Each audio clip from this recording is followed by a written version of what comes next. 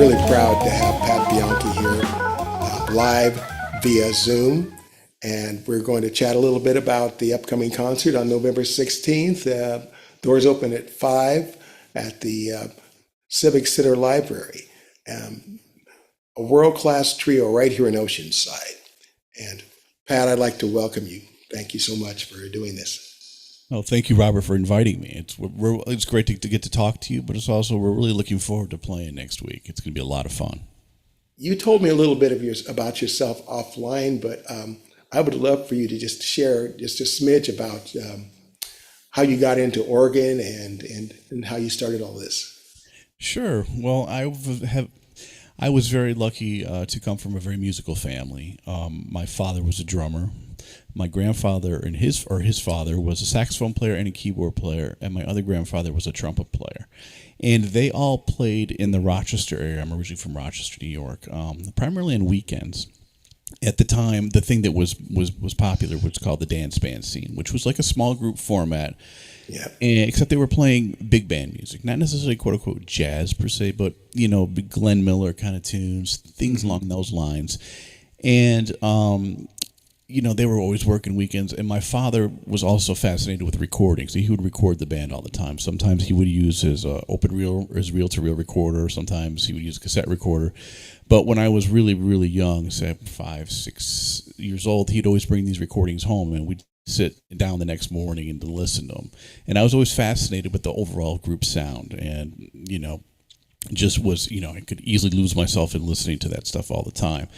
And, I guess when I was doing that, I was mimicking playing a keyboard instrument. So they kind of suspected I had an interest. So for my 7th birthday, my grandfather on my father's side gave me what's called a Farfisa compact organ, which was... you're kidding me. Yeah, exactly. It was a great, not exactly a Hammond, but still it was that really great sound to work with. And my other grandfather, to go along with it, gave me an amplifier. So that was my Christmas present. And I would sit down in the basement for hours after that with these recordings, trying to figure out these tunes. And mind you, it wasn't playing, the Farfisa was never set up to play chords with your left hand like a piano. So it had an octave that was just bass notes. So I actually started learning to play bass in my left hand first. And that's how I started learning all these tunes and playing in general. So organ is actually my first instrument in that respect.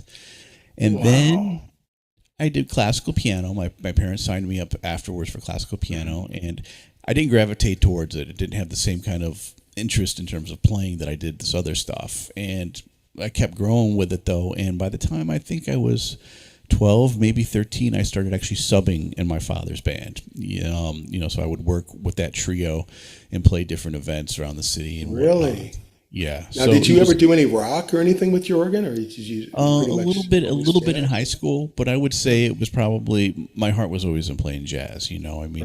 Right. The majority of everything I did, or at the time, with the stuff I was playing. Because when I was in high school, I had a band director who was an incredible jazz pianist, and he actually introduced me to learning how to play chords on my left hand and doing more things on piano. But I was still always played organ.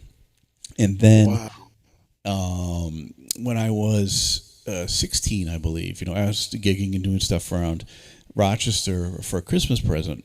My grandmother gave me a recording entitled Joey DiFrancesco Live at the 5 Spot. Oh, my. Changed everything for me. I mean, that made me decide, it's like, yeah, the Hammond organ is what I wanted to play. The sound, the way they were interacting, the song, everything about it. So that was kind of like my motivation to jump to that. And, so I continued playing, eventually getting a small Hammond, what's called M100. And there's like a spinning organ, but I learned how to play bass pedals, not left-hand bass. And so I was playing chords and my left hand soloing in the right, playing bass pedals. And then when I was in college, at Berklee College of Music studying piano, there was an internet forum called the hamtech.org group. And it was a bunch of enthusiasts from all over the world who were talking about repairing Hammonds, playing different recordings, things like that. And one discussion that had happened while I was in college was about the great brother Jack McDuff and the way he played organ and the style, similar coming out of Jimmy Smith, things like that, and specifically the bass, where Jack McDuff played the bass with his left hand and tapped the pedals in unison, which would give it an attack, like feathering a bass drum. because the left hand bass by itself doesn't have a strong point to it like an acoustic bass or electric bass. So you never Right. do this. And of course, being somewhat of a overzealous teenager, or somebody, I forget, maybe it might have been 20, I chimed in and said, no, that's not the way you play organ. You play with your left foot playing bass pedals, right hand playing solos, chords. Other ways are cheating. That's not what you do. So Right, this argument started going back and forth between myself and somebody named the Authority. And we went back and forth the entire week. And it got the pretty organ heated. police. Exactly. And then a close friend of mine sent me an email. He goes, you realize who you've been arguing with all week on the this forum? And I go, no, I don't. But this person can't even say their name publicly. I mean, why should I take it seriously? And he goes, well, you've been arguing with Joey DeFrancesco all week. And my heart just sort of it fell into my stomach. And Man. So that's, I called him up, after he, actually I sent an email apologizing because I didn't realize who he was.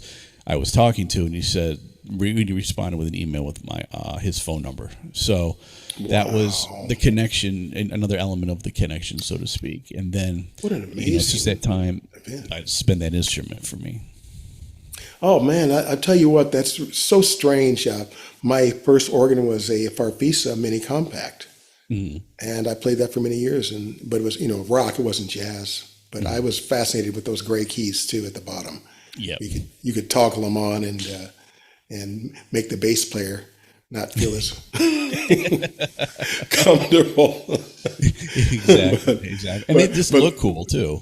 Oh yeah. So I mean, that's why I'm so excited to hear, because I love what you do with tones and colors when you're comping behind folks, and it sounds almost like different sections. There's a trombone, a choir, and then there's like trumpets, and then there's something else coming out. And understanding how you shape all those tones, that's a real gift and an art in itself, because anybody can just turn it on and hammer at it.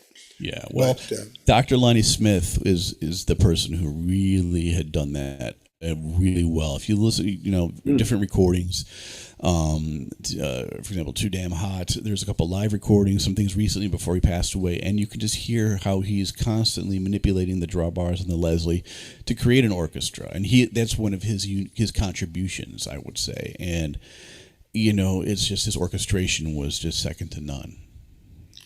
Well, I am so looking forward to hearing your work on it and actually seeing it up close, because, I've only seen you to date on videos. And to actually see you in person, shake those hands, I'll be gentle. It's going to be an extreme honor. And I'm so excited, and I hope that folks understand the gravity of what we've got coming to Oceanside. It's going to be an amazing evening. We're going to open with the Mojo Band, the Miracosta College Large Jazz Ensemble, and they're a Downbeat award-winning ensemble. That's going to be great to set your taste up, and then these guys are going to just lay it out. Tell me a little more about your other members, if you would be so kind. For sure. Yeah, for sure. Well, obviously myself, I'll be on Hammond organ. Playing drums, or joining me on drums, is somebody who's a longtime mentor and friend of mine. I've known him since 1998, and watched him play, an incredible drummer, and then had the honor of playing with him on numerous occasions over years. The great Byron Landum playing drums. And our association goes back, of course, him working with Joey DeFrancesco, but Byron and I also worked quite a bit with Terrell Stafford, the trumpet player, and Tim Warfield, the saxophonist. And we had a group that we did the tribute to Shirley Scott for a number of years, and along with many other projects we had done over time too. But Byron's a world-class drummer. I mean, he's worked with everybody. I mean, from Betty Carter, he's worked with Bobby Hutcherson, Betty Golson. The list goes. It's an endless list, people, and so it's going to be a lot of fun to be playing with him. And then on saxophone is a friend of mine, originally from Perth, Australia, but he moved to New York back, I think, in 2009, 2010. We've been longtime friends and worked together on different projects and in different bands until we started this project. and Troy Roberts, who's playing saxophone, and he's worked with everybody from Kurt Elling, Jeff Tain Watts, you know, who's who of this. So it's really going to be a fun band. You know, we played a couple nights ago, and it was just a great time. So we're just looking forward to getting out to the West Coast and doing the same thing. Yeah, finally, I don't have to get in the plane. I just have to walk a few blocks or drive a few blocks, and I'm going to see you. And the same thing for all of you.